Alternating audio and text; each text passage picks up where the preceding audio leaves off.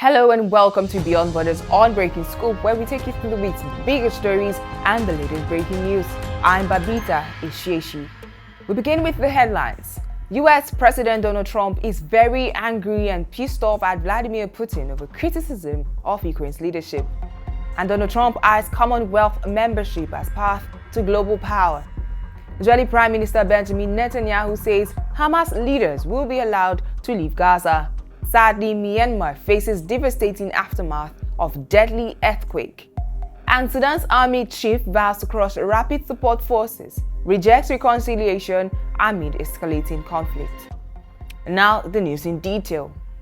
US President Donald Trump didn't hold back his frustration towards Vladimir Putin after the Russian leader criticized Ukraine's President Zelensky. Now, Trump was pissed off and disappointed that Putin was not pushing for a peace deal. He even warned that he would slap major tariffs on Russian oil if the aggression continues. Still, Trump hinted his anger might ease if Putin changes his ways.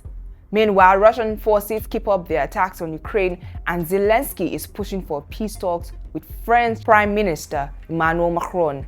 Now, European troops might even get involved if a ceasefire takes shape soon. Also, Trump seems keen on changing the world order, where the United States plays a dominant role over smaller countries.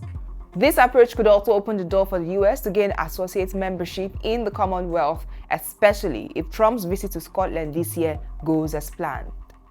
Now, while no official invitation is on the table yet, this move will spark global shifts in relations, with Trump praising King Charles and his willingness to entertain the idea. In Gaza, Israeli Prime Minister Benjamin Netanyahu has claimed Israel's military pressure on Hamas is working, but acknowledged the cracks in ceasefire talks. Now, despite efforts from Egypt, Qatar, and the US to negotiate, Israeli airstrikes continued during the Eid al-Fitr celebration, resulting in casualties. Now, Netanyahu has doubled down on Israel's position, even backing the controversial Trump peace plan, which involves relocating Palestinians. On the other hand, Palestinians and Arab nations are brutally opposing this, and Israel is pushing for a rebuilding plan that doesn't force people out. Sadly, a massive earthquake hit Myanmar, claiming over 1,700 lives, with fears that this toll could rise even up to 10,000. Now, global aid has been pouring in, but efforts to reach the remote areas are being slowed down by damaged infrastructure and ongoing political unrest.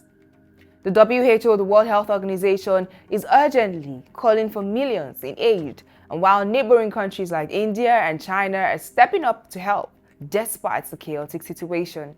And in Sudan, Army Chief Abdel Fattah al-Burhan is pushing for a total victory over the paramilitary Rapid Support Forces, the RSF, rejecting any peace talks. He says the conflict has escalated ethnic violence and caused massive displacement, with tens of thousands dead. The violence is spilling over even into neighboring countries, further destabilizing the nation and the region. Now, these stories highlight global tensions and the ongoing struggles for peace and stability.